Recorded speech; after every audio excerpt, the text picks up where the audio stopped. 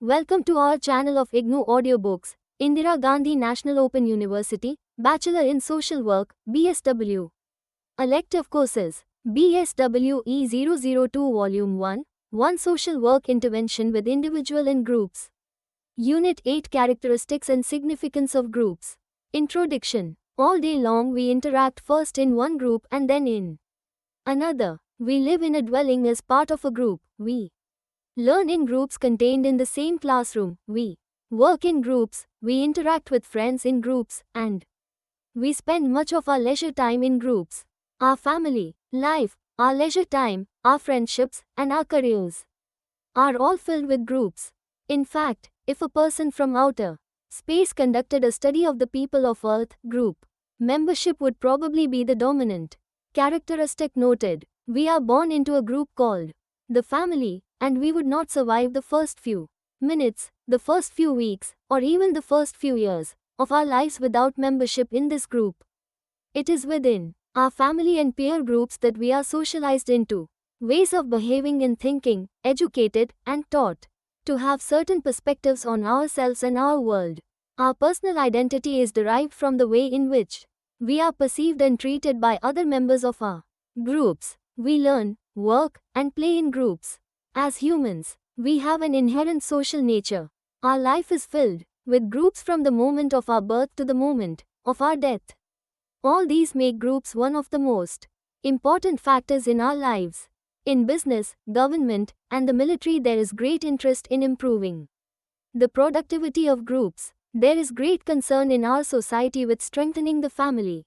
Educators are striving to better understand how the classroom functions as a group. Drug abuse, delinquency and crime and mental illness are all being treated through group procedures, and there is continued concern with making those procedures more effective. As the effectiveness of groups goes, our quality of life goes. The more effective our family, career, and educational groups, the higher the quality of our lives. Definition of groups. Not every collection of people can be considered a group. The Oxford English Dictionary defines group as a number of persons or things regarded as forming a unit on account of any kind of mutual or common relation, or classified together on account of a common degree of similarity. There are three criteria suggested by this definition to call a group as a group. A. Number of persons more than one. B. Mutual or common relation. C. Similarity. Groups may be contrasted with aggregates. An aggregate is a collection of individuals who are present at the same time and place but do not form a unit or have a common degree of similarity. Individuals standing on a street corner, the members of an audience at a music program are aggregates, not groups. While the Oxford definition has captured the basic essence of a group, different social scientists have put forward their own views on what is a group with emphasis on the various aspects of a group. We can see some of the definitions below. Interpersonal interaction. A group may be defined as a collection of individuals who are interacting with one another. According to this definition, the individuals are not a group unless they are interacting with one another. Three psychologists who have defined group in this way are Bonner, Stockdale, and Homans. They stress that the primary defining characteristic of a group is interpersonal interaction. It is questionable that a group can exist without its members interacting with one another. Perceptions of membership. A group may be defined as a social unit consisting of two or more persons who perceive themselves as belonging to a group. According to this definition, they persons are not a group unless they perceive themselves to be part of a group. Two psychologists who have defined group in this way are Bales and Smith. They stress that the primary defining characteristic of a group is that the members perceive themselves to be part of a group. It is questionable that a group could exist without its members being aware that they are members of a group. Interdependency. Group may be defined as a collection of individuals who are interdependent. According to this definition, they individuals are not a group unless an event that affects one of them affects them all. Four psychologists who have defined group in this way are Cartwright and Zander, Fiedler, and Lewin. These authors stress that the primary defining characteristic of a group is that the members are interdependent in some way. It is questionable that a group could exist without its members being interdependent. Goals. Group may be defined as a collection of individuals who join together to achieve a goal. According to this definition, the individuals are not a group unless they are trying to achieve a mutual goal. Three psychologists who have defined group this way are Deutsch and Freeman. They stress that the primary defining characteristic of a group is the craving of its members to achieve a mutual goal. It is questionable whether a group would exist unless there was a mutual goal that its members were trying to achieve. Motivation. Group may be defined as a collection of individuals who are all trying to satisfy some personal need through their joint association. According to this definition, individuals are not a group unless they are motivated by some personal reason to be part of a group. 2. Psychologists who have defined group in this way are Bass and Cattell. They stress that the primary defining characteristic of a group is that its members belong to the group in order to obtain needed rewards or to satisfy other personal needs. It is questionable that a group could exist without its member needs being satisfied by their membership. Structured relationships. A group may be defined as a collection of individuals whose interactions are structured by a set of roles and norms. According to this definition, the individuals are not a group unless their interactions are structured by a set of role definitions and norms. Two sets of psychologists who have defined group in this way are McDavid and Harari and Shell and Sharif. They say that the primary defining characteristic of a group is that the interaction of its members is structured by role definitions and norms. It is doubtful whether a group could exist unless role definitions and norms structure the interaction of its members. Mutual influence. A group may be defined as a collection of individuals who influence each other. According to this definition, the individuals are not a group unless they are affecting and being affected by each other, and therefore, primary defining characteristic of a group is interpersonal influence. Shaw defined group in this way. One solution to the profusion of definitions is to combine them all into one definition.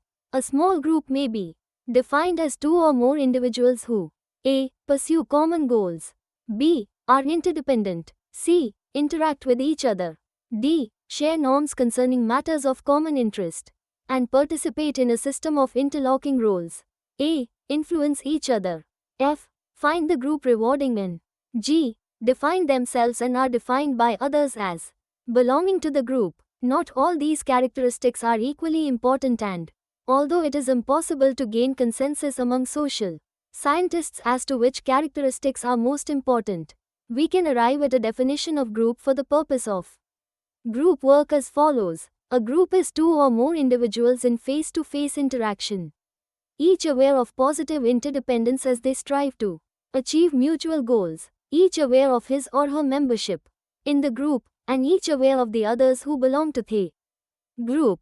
Types of groups. All of us are simultaneously members of various types of groups. We are members of the family, members of friendship groups, members of work organizations, and members of fan club or a religious group. Sociologists have attempted to classify, differentiate the various types of groups as follows. Voluntary and involuntary groups. Voluntary groups are those we join through our own choice and effort. We may join a political party or a particular occupation. In contrast, involuntary groups are those that we are forced to join or those that we are automatically members of without choice. For example, everyone is without a choice, automatically a member of sex, age and racial groups. Open and closed groups. An open group is one in which virtually anyone can become a member. For instance, all can join the Hrithik Roshan fan club. A closed group, however, is much more difficult to join. Some exclusive clubs restrict membership so that all cannot join. Only a few elites manage to get memberships in such clubs. Similarly, the mafia, underworld, is a closed group. Vertical and horizontal groups. A vertical group consists of members from all walks of life, while a horizontal group consists predominantly of members from one social class. Occupational groups of doctors or electricians, for instance, are composed largely of members from the same social class. On the other hand, religious groups may have members from all classes. Primary and secondary groups. Primary group is one where members develop close, personal, intimate and enduring relationships. Family, neighbors and work associates are examples of such groups. Members know one another well, greatly influence each other and feel closely related. On the other hand, in secondary groups individuals act towards one another in rather impersonal, superficial and utilitarian ways. Natural and formed groups. Natural groups consist of members who come together in a spontaneous fashion on the basis of naturally occurring events, interpersonal attraction or the mutually perceived needs of members. Family, peer groups and street gangs are examples of natural groups. On the other hand, formed group consist of members who come together through some outside influence or intervention. These are groups that are formed for a particular purpose. Therapy groups, encounter groups, committees and teams are examples of formed groups. The type of group that we discussed last, formed group, is of great interest to group work as the groups that we come across in group work predominantly belong to this type of groups. Factors of group formation. We can identify 4 major factors that influence our decision to join and remain in a wide variety of groups. Attraction to members of the group, the activities, goals, or the task of the group, affiliating with the people in the group, and meeting needs or goals lying outside the group. Attraction to members of the group grows out of proximity and frequency of interaction. Consider your own experience of friendship groups that are largely determined by who is available for interaction, your neighbors, classmates, roommates, and so on. However, we must remember that proximity creates only the potential for attraction. Other factors usually come into play when actually establishing a relationship. The power of similarity, especially attitudinal similarity, appears to be as strong in group formation as in interpersonal attraction. The task of a group, as experienced in its activities and goals, is often an important reason for joining. You join a photography club because you enjoy taking pictures and discussing that activity with others. You join a protest group against higher tuition fees because you cannot afford to pay more. In these examples, you are gaining rewards directly through group membership. The application of social exchange theory to group formation predicts that we join and remain in groups when the rewards for doing so outweigh the costs, thus yielding profits. The third general factor of group formation is our desire to affiliate with the people in that group. We satisfy our need for affiliation through interacting with people, just as we meet our need for achievement through the activities and goals of the group. Whether we affiliate for social comparison, or to reduce anxiety, or to satisfy an innate craving, it is clear that the group is a powerful forum for meeting our basic social needs and a strong influence on our behavior. Group membership may help us meet needs that lie outside the group. Thus, group membership may be a stepping stone to achieve an external goal, rather than a source of direct satisfaction. A college professor may regularly attend meetings of a professional association to enhance the probability of promotion. A candidate for political office may join a host of community organizations to enhance his or her chances for election. When we consider attraction to a group, we must also consider the characteristics of the group itself. Several attributes of groups generally make them more attractive to prospective members and thus contribute to group formation. The more prestige a group can offer a member, the more attractive the group. Members who have positions of higher authority and prestige are usually most attracted to remain in the group. Cooperative relationships and joint rewards heighten the attractiveness of a group, whereas individual striving and competition detract from it. The degree of positive interaction among members directly affects attractiveness since it increases the range of personal and social needs being met. The size of the group affects its attraction. Smaller groups generally offer more possibility for interaction, for sharing similarities, and for meeting individual needs, and therefore tend to be more attractive. Positive relations with other groups may add to the prestige of the group and make it more attractive. Nothing succeeds like success. Groups that are perceived as meeting their goals effectively usually appear to be more attractive. Plausible hypothesis about group formation. From the various factors influencing group formation, The following hypothesis can be confidently stated. 1. People join groups in order to satisfy some individual need. 2. Proximity, contact and interaction provide an opportunity for individuals to discover the need satisfactions that can be attained through affiliation with others. 3. Interpersonal attraction is a positive function of physical attractiveness, attitude similarity, personality similarity, economic similarity, racial similarity, perceived ability of the other person, his or her success or failure, and need compatibility. 4. An individual will join a group if he or she finds the activities of the group attractive or rewarding. 5. An individual will join a group if he or she values the goals of the group. 6. There exists a need for affiliation which renders group membership rewarding. 7. An individual will join a group if he or she perceives it to be instrumental in satisfying needs outside the group. 8. Group development follows a consistent pattern, which may be characterized as orientation evaluation control. Theories underlying group work practice. From knowledge about small groups accumulated over the years in laboratory and natural settings, investigators of group phenomena began to develop comprehensive theories to explain group functioning. An enormous variety of these theories exist.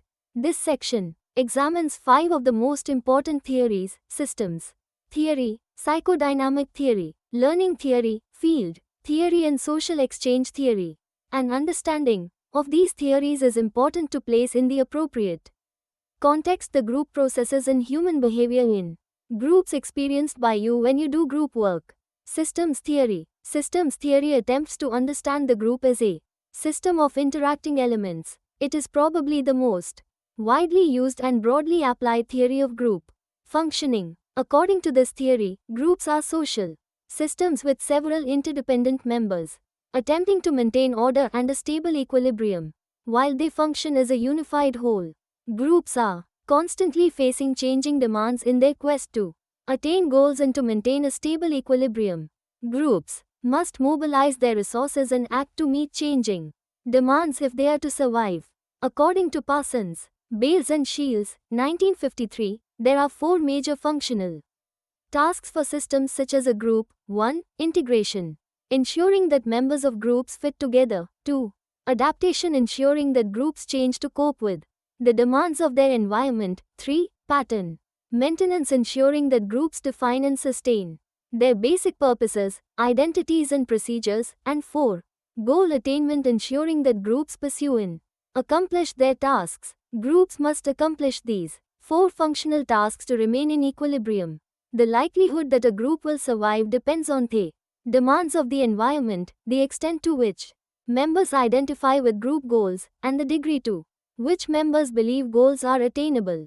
By overcoming obstacles and successfully handling the functional tasks confronting them, groups strive to remain in a state of equilibrium. This theory also states that groups are in constant interaction with their environments. They occupy an ecological niche. Homans suggests that groups have an internal system and an external system.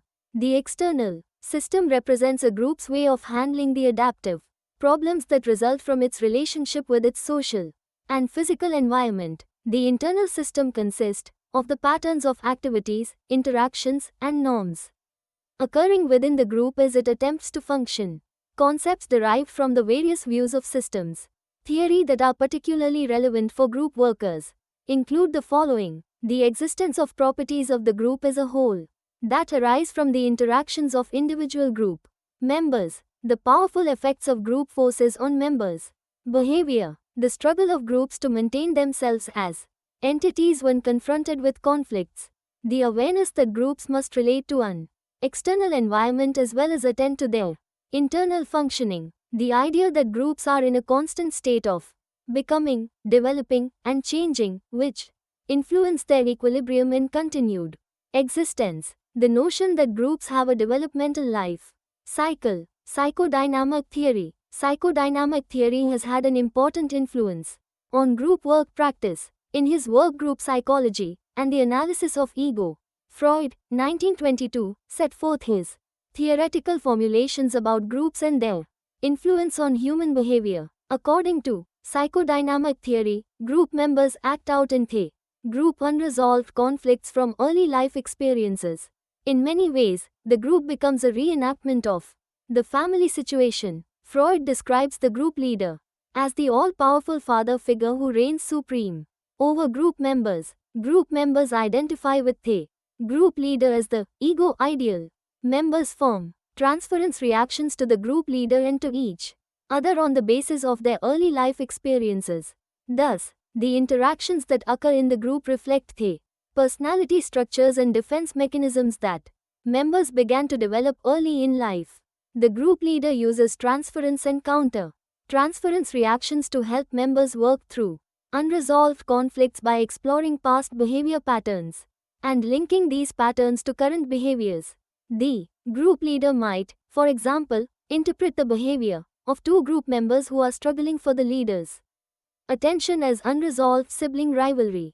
When interpretations made by the group worker are timed appropriately, members gain insight into their own behavior. According to the psychodynamic theory, insight is the essential ingredient in modifying and changing behavior patterns inside and outside the group. More recent conceptions of psychodynamic group treatment have adapted and modified classical psychodynamic theory to include a greater emphasis on the here and now experiences of group interaction. This is useful in ensuring that members deal with issues of immediate concern to them. From an analysis of the immediate behavior patterns in the microcosm of the group, the leader can help members reconstruct unresolved childhood conflicts and have corrective emotional experiences. Through direct, mutual, interpersonal communications, members build interpersonal skills, adaptive capacities, and ego strength, as well as gain insight into their behavior. The cohesiveness of the group encourages members to reveal intimate details about their personal lives and to describe and act out their conflicts in a safe and supportive environment. Learning theory. The primary focus of learning theory is on the behavior of individuals rather than on the behavior of groups. Thus, learning theory has generally ignored the importance of group dynamics. However, learning theory has had an important influence on current methods of group work practice. The emphasis on clear and specific goal setting, contracting, the influence of the environment on the group and its members, step-by-step treatment planning, measurable treatment outcomes and evaluation can be traced to the influence of learning theory. According to social learning theory, Bandura, 1977, the behavior of group members can be explained by one of three methods of learning. In the classical approach to learning theory, behavior becomes associated with a stimulus. For example, a worker responds by making a negative verbal comment each time a member turns and speaks to another member, while the worker or other group members are speaking. After several times, the mere stimulus of the members turning without speaking will be enough to cue the worker to respond with a negative verbal comment. Another theory of learning is called operant conditioning. In this paradigm, the behaviors of the group members and the worker are governed by the consequences of their actions. Thus, if member A acts in a certain way and member B reacts positively, member A is likely to continue the behavior. In the group, the worker might use praise to increase member-to-member communications and negative verbal comments to decrease member-to-leader communications. To help a member with a problem he or she has experienced in the outside environment, such as being overweight, the group leader might ask the member to develop a plan that specifies self-imposed rewards for behavior that decreases caloric intake and self-imposed sanctions for behavior that increases caloric intake. Bandura, 1977, has developed a third learning paradigm called social learning theory. According to Bandura, most learning takes place through observation and vicarious reinforcement or punishment. For example, when a group member is praised for a certain behavior, that group member and other group members reproduce the behavior later, hoping to receive similar praise. When a group member who performs a certain behavior is ignored or punished by social sanctions, other group members learn not to behave in that manner because such behavior results in a negative outcome. Field theory. Kurt Lewin conducted numerous experiments on the Forces that account for behavior in small groups. According to Lewin's field theory, a group has a life. Space, it occupies a position relative to other objects in space, it is oriented towards goals, it locomotes in pursuit of these goals, and it may encounter barriers in the process of locomotion. The unique contribution of field theory is that it views the group as a gestalt. That is, an evolving entity of opposing forces that act to hold members in the group and to move the group along in its quest for goal achievement. In developing field theory, Lewin introduced several concepts to aid in understanding the forces at work in group. Among these are 1. Roles, which refer to status, rights, and duties of group members. 2. Norms, which are rules governing the behavior of group members. 3. Power, which is the ability of members to influence one another. 4. Cohesion, which is the amount of attraction the members of the group feel for one another and for the group. 5. Consensus, which is the degree of agreement regarding goals and other group phenomena. And 6. Valence, which is the potency of goals and objects in the life space of groups. Relying on one principle of this theory that suggests individuals will not change their behavior unless they see their behavior and attitudes as others see them. The T-group experience attempts to provide participants with extensive feedback about their own behavior. Members are confronted with the effects of their own behavior on other group members and on the group. Worker, role plays, simulations, and other experiential program activities are often used to illustrate how group processes develop and how they affect members. Social exchange theory. Social exchange theory focuses on the behavior of individual group members. The theory has its origin in animal psychology, economic analysis, and game theory. Social exchange theorists suggest that when people interact in groups, each attempts to behave in a way that will maximize rewards and minimize punishments.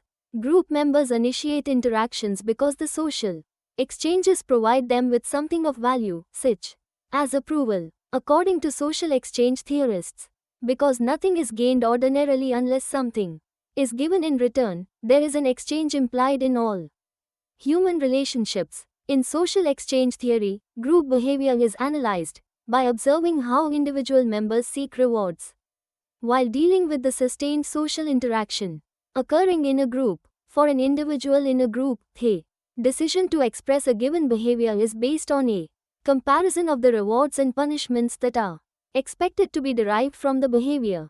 Group members act to increase positive consequences and decrease negative consequences. Social exchange theory also focuses on the way members influence one another during social interactions. The result of any social exchange is based on the amount of social power and the amount of social dependence in a particular interaction. Guided group interaction and positive peer culture are two specialized group work methods that rely heavily on principles from social exchange theory. They are frequently used with delinquent adolescents in residential and institutional settings. In both approaches, structured groups are used to confront, challenge, and eliminate antisocial peer group norms, and to replace them with pro-social norms through guided peer group interaction. The importance of groups for humans has led a number of social scientists to perceive groups as the salvation or the bane of our species. To some social scientists, groups are the basis for everything that is good in our lives. For other social scientists, groups are destructive influences on our lives. Both views are oversimplified. Groups can have constructive or destructive effects, depending on how they are used. Benefits of groups. 1. Under most conditions, the productivity of groups is higher than the productivity of individuals working alone. You may have seen this happening in most companies and even in small-scale industries, where more numbers of a particular product is made by a group effort rather than an individual effort. You would have also seen this in games involving teams where the chance of hitting a goal is high when they work towards it as a team rather than as individual players. 2. Groups make more effective decisions and solve problems more effectively than individuals working alone. This is the reason why we have committees in organizations. It has been proved by social scientists and management experts that better decisions are arrived at by a group of persons working at the problem rather than an individual who is trying to solve the problem on her own. When problems are discussed in groups, there is greater clarification of the problem. Similarly, a variety of solutions are suggested by group members, out of which a good solution emerges. 3. It is through group memberships that we learn the values of altruism, kindness, consideration for others, responsibility, and so forth. We are born in a primary group called family, which ingrains in us a wide range of human values. We learn to be kind to each other in the family. In our friendship groups, we learn to be considerate to others, and in our workplace, we learn to be responsible. Thus, all the groups we are in teach us a variety of human values. 4. The quality of emotional life in terms of friendship, love, excitement, joy, fulfillment, and achievement is greater for members of groups than for individuals. Acting alone, a person who does not have any relationship with others will not be able to experience most of the emotions. Family provides the experience of love, while friendship groups provide excitement. The office where we work may provide us with fulfillment and also a sense of achievement. 5. The quality of everyday life is greater in groups because of the advantages of specialization and division of labor. Our material standard of living, for example, our housing, food, clothing, transportation, entertainment, etc., would not be possible without the help of others and unless we interact with them. 6. Conflicts are managed more productively in groups.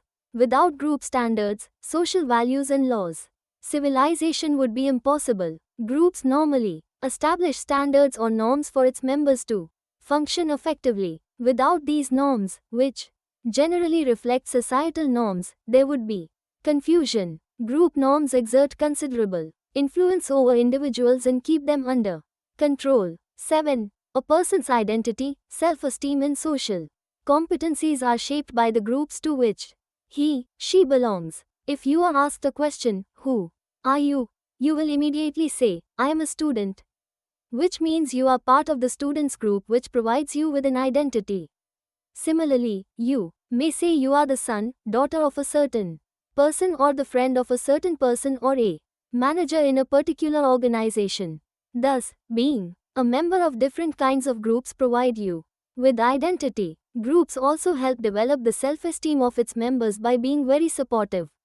Friendship groups in particular provide you with a lot of emotional support and understanding that builds up your self-esteem. You can experiment with different kinds of behavior in a friendship group without the threat of rejection. 8. Without cooperation, social organization, and groups of various kinds, human beings would not survive. Humans have a basic social nature, and our survival and evolution are the results of the effectiveness of our groups. While groups provide a lot of benefits, social scientists have also pointed out aspects of groups that are not very constructive. One of the important points they have mentioned is that people in groups are more likely to take greater risks than they would alone. Groups tend to take more extreme positions and indulge in more extreme behavior than individuals. In large groups, individuals can become anonymous and therefore feel freer to engage in rowdy, shocking, and illegal behavior. When one member engages in impulsive and antisocial behavior, others may do likewise. Another negative aspect of groups pointed out is that groups often influence their members to conform. The identity of the individual can be threatened if conformity is too extreme. Social scientists also point out that sometimes group affiliations become so strong that group members treat non-members and other groups in impersonal ways. Intense grouping behavior leads to several conflicts in the society. However, a correct understanding of groups and its proper application will help us reap the immense benefits from using groups. Experiments conducted by social scientists have proved time and again the strengths of using groups for the development of the individual in society. That is the reason why an understanding of groups is crucial to the practice of group work. In the context of group work, groups contribute immensely to the personality development of individuals. Influence of groups on personality development. A. The formation of proper attitudes that are crucial to personality of an individual takes place through groups. It is the attitude that guides every action of human beings. Groups provide opportunities for individuals to expose themselves to a variety of situations that shape their attitudes. B. Groups also change the levels of aspiration that individuals have. It is well known that individuals reach higher goals if their aspiration level is also high. Individuals constantly check their aspiration level with those of others in the group and change it if theirs is at a lower level. For instance, candidates aspiring for civil services join IAS study circles where they meet other IAS aspirants and get inspired by their hard work and perseverance. Thus, they are able to set higher goals for themselves after joining the group than when they would have acted individually. See, individual patterns of living, working and life pursuits also determine one's personality. These patterns could also be modified by participation in groups. Individuals' hobbies are greatly influenced by groups. Similarly, in work life, how a person manages time and how she responds to stress would be greatly influenced by the group she is in. Groups also influence one's mission in life.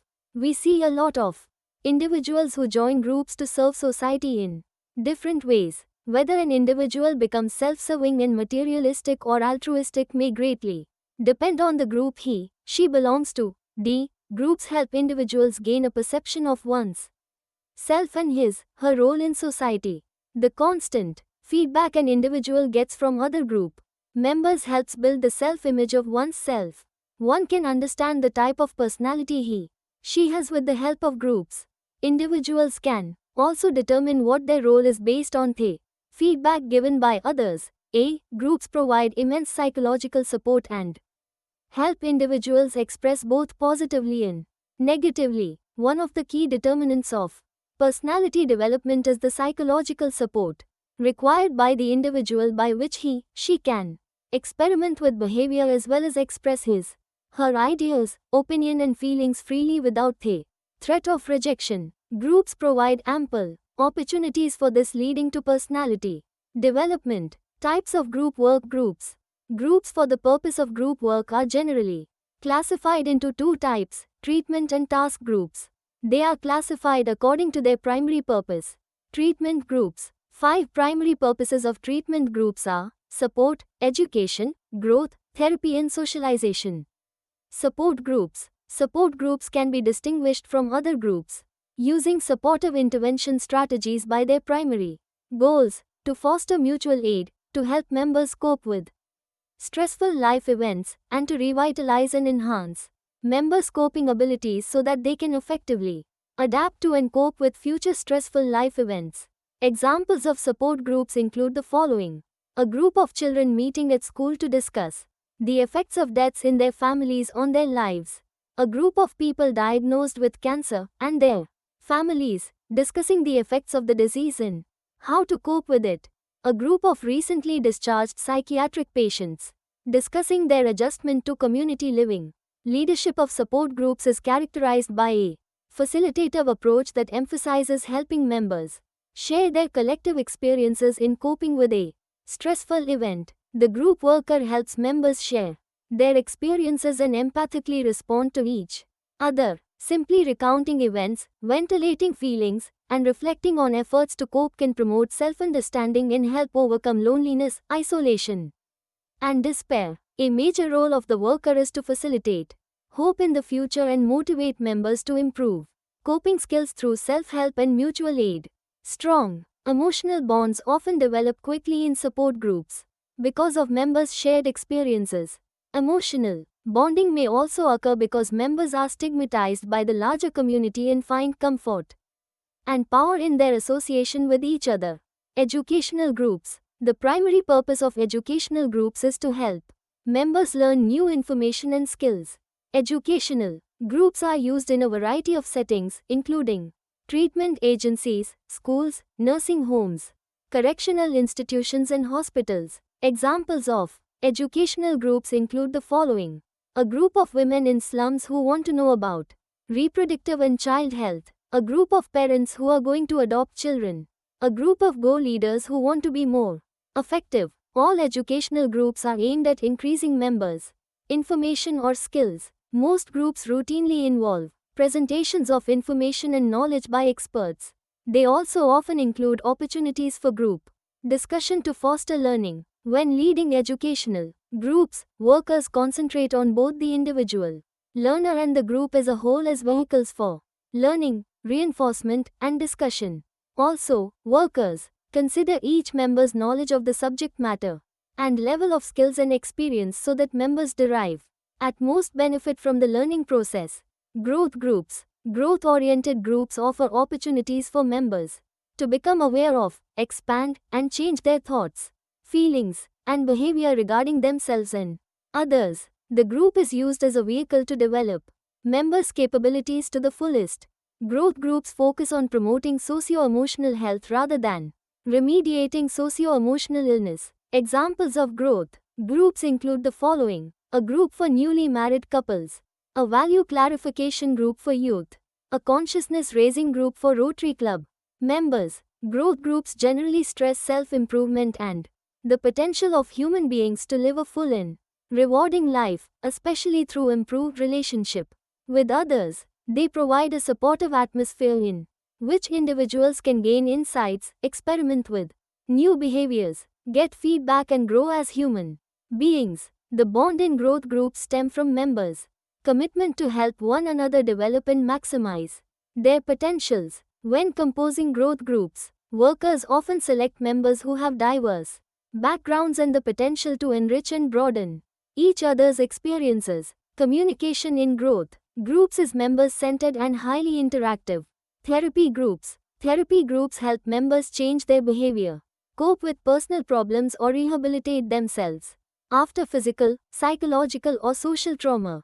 Examples of therapy groups include the following: a psychotherapy group for outpatients at a community mental health center, a group sponsored by and go for people who want to stop smoking, a group for children who are first-time offenders.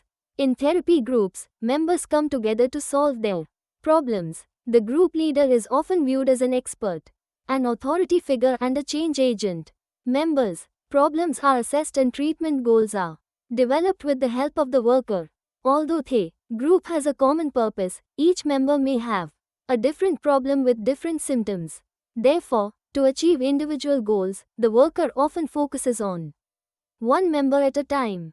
The level of members' self-disclosure is usually quite high.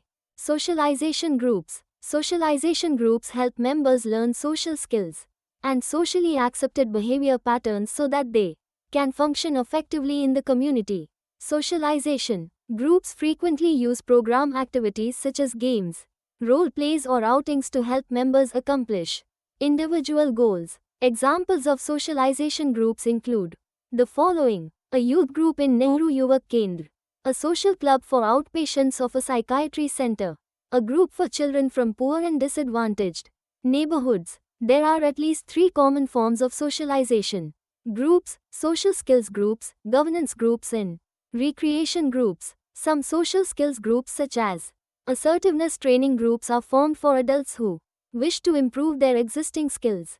Social skills groups can be particularly useful for individuals who are unable or unwilling to communicate effectively and for those who have difficulty engaging in satisfying social relationships. Young children, shy adolescents, and mildly retarded adults are examples of people who can benefit from such groups. Program activities can help draw out these types of group members by helping them form meaningful relationships and learn social skills. Governance groups are often found in residential settings such as nursing homes, psychiatric hospitals, correctional facilities, and residential treatment centers. The purpose of these groups is to involve residents in the daily governance of the institution. Through their participation in the governance process, members learn advocacy, communication, conflict resolution, and empowerment skills. They also learn to share with others, take responsibility for their actions, and participate in decision-making processes. Recreational groups are particularly important for working with children, adolescents, and older adults in neighborhood centers. They can help members learn community values and accepted forms of behavior, develop interpersonal skills, and feel a sense of belonging. In addition, recreational groups help members develop confidence in their ability to function as a part of a group and to function in other social situations. Task groups. Task groups are common in most agencies and organizations. They are used to find solutions to organizational problems, to generate new ideas, and to make decisions. Task groups can have three primary purposes: meeting client needs, meeting organizational needs, and meeting community needs. Teams. Team members coordinate their efforts and work together on behalf of a particular client group. Example of teams include the following: a group of workers in charge of a particular department in a company, a group of professionals who work in psychiatric hospitals. The functioning of the team is the responsibility of the team leader. Team leaders are often appointed by an administrator in the organization. The team leader is a facilitator and coordinator for the group and is accountable to the organization for the actions of the team. The team leader is responsible for conducting meetings, motivating team members, coordinating individual efforts, and ensuring team functioning. Members are bonded by a team spirit that assists them in their work as a group rather than being a collection of individuals representing different concerns and professional agendas. Committees. The most common type of task group is the committee. A committee is made up of people who are appointed or elected to the group. Their task is to accomplish a task delegated to the committee from a higher authority. Examples of committees include the following: a group of students in charge of a rural camp for the college, a group of employees assigned the task of studying and recommending changes in the agency personnel policies. Although members are expected to share their personal views during deliberations, the level of self-disclosure in committees is low. Most committees tend to follow a standard set of procedures. It is useful for each meeting to have an agenda so that committee members can follow the activity of the group and know what to expect during the rest of the meeting. The chairperson is responsible for seeing that the agenda and the formalized procedures are carried out. Social action groups. Social action groups empower members to engage in collective action and plan change efforts to alter some aspect of the social or physical environment. Social action groups serve the common good of both members and non-members. Examples of social action groups include the following: a tenants group seeking support for a playground in their housing complex, a group of women in poor neighborhoods working to improve water supply in their locality. A worker involved in a social action group can assume one of many leadership roles, depending on the nature of the change effort and the needs of the group. A worker assumes an enabler role to help the group acquire information or resources, determine priorities and procedures, and plan a strategy for action. The bond that holds members of action groups together is a shared perception of injustice, inequity, and a need for a change. In the current social structure, communication patterns vary with the circumstances of the group. The worker helps the group develop open communication patterns so that all members have a chance to become involved. The worker also helps the group establish communication links with its environment. Group logistics. Group composition. Whether a group should have a homogeneous membership, members from similar age groups, sex, and socioeconomic background, or a heterogeneous one depends on the group's goals. In general, for a specific target population with given needs, a group composed entirely of members of that population is more appropriate than a heterogeneous group. Consider a group composed entirely of elderly people. It can focus exclusively on the specific problems that characterize their developmental period, such as loneliness, isolation, lack of meaning, rejection, deterioration of the body, and so forth. This similarity of the members can lead to a great degree of cohesion, which in turn allows for an open and intense exploration of their life crises. Members can express feelings that have been kept private, and their life circumstances can give them a bond with one another. Similarly, self-help groups for women also benefit greatly from the homogeneity of the composition of their group. They are able to pursue the common goal of credit management or self-development in a united fashion. sometimes a microcosm of the outside social structure, is desired, and in that case a heterogeneous group is best. Personal growth groups and certain therapy groups tend to be heterogeneous. Members can experiment with new behavior and develop interpersonal skills with the help of feedback from a rich variety of people in an environment that represents everyday reality. Group size. What is a desirable size for a group? The answer depends on several factors: age of clients, experience of the leader, type of group, and problems to be explored. For instance, a group composed of elementary school children might be kept to 4 to 6, whereas a group of adolescents might be made up of 8 to 12 people. For a weekly ongoing group of adults, about 10 to 12 people, with one leader may be ideal. A group of this size is big enough to give ample opportunity for interaction and small enough for everyone to be involved and to feel a sense of group. Frequency and duration of meetings. How often should a group meet? For how long? Should a group meet twice weekly for 1-hour sessions? Or is 1.5 to 2 hours once a week preferable? With children and adolescents, it may be better to meet more frequently and for a shorter period to suit their attention span. If the group is taking place in a school setting, the meeting times can correspond to regularly scheduled class periods. For groups of college students or relatively well-functioning adults, a 2-hour weekly session might be preferable. This 2-hour period is long enough to allow some intensive work, yet not so long that fatigue sets in. You can choose any frequency and duration that suit your style of leadership and the type of people in your group. For an inpatient group in a mental health center, it is desirable to meet on a daily basis for 45 minutes. Because of the members' psychological impairment, it may not be realistic to hold their attention for a longer period. Length of a group. What should be the duration of a group, and is it wise to set a termination date?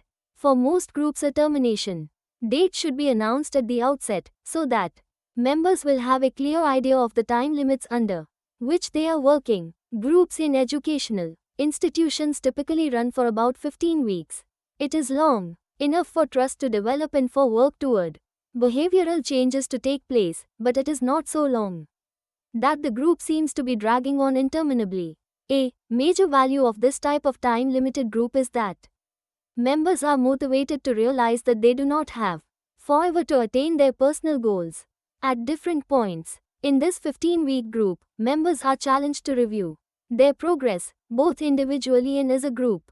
If they are dissatisfied with their own participation or with the direction the group is taking, they have the responsibility to do something to change the situation. Some groups composed of the same members meet for years. Such a time structure allows them to work through issues in some depth and to offer support and challenge in making life changes. These ongoing groups do have the potential for fostering dependency, and thus, it is important that both the leader and members evaluate the impact of the group on the client's daily living. Place for group meetings. Where should the group hold its meetings? Many places will do, but privacy is essential. Members must be assured that they will not be overheard by people in adjoining rooms. Groups often fail because of their physical setting. If they are held in a day hall or ward full of distractions, productive group work will not occur. You would require a room that is not cluttered up with chairs and tables and that allows for a comfortable seating arrangement. Members must be able to sit in a circle. This arrangement lets all the participants see one another and allows enough freedom of movement that members can spontaneously make physical contact. Open versus closed groups. Open groups are characterized by changing membership. As certain members are ready to leave, new members are admitted, and the group continues. Closed groups typically have some time limitation, with the group meeting for a predetermined number of sessions. Generally, members are expected to remain in the group until it ends, and new members are not added. There are some advantages to open groups that incorporate new members as others leave, one of which is an increased opportunity for members to interact with a greater variety of people. A potential disadvantage of open groups is that rapid changing of members can result in a lack of cohesion, particularly if too many clients leave or too many new ones are introduced at once. Therefore, it will be better to bring in new members, one at a time as and when opening occurs. Conclusion. In this chapter we discussed how we are part of groups most of the time in our lives and the benefits offered by groups and its influence on personality development. We looked at various definitions of groups and consolidated them into one definition that captures the essential characteristics of groups. We discussed the various types of groups such as voluntary and involuntary groups, open and closed groups, vertical and horizontal groups, primary and secondary groups, informed and natural groups. After this we went on to discuss why people are attracted to groups. This was followed by the significance of groups with regard to the benefits individuals get from groups. At the end we saw how groups contribute to personality development. Thank you for watching. We will see you in the next video with the next chapter.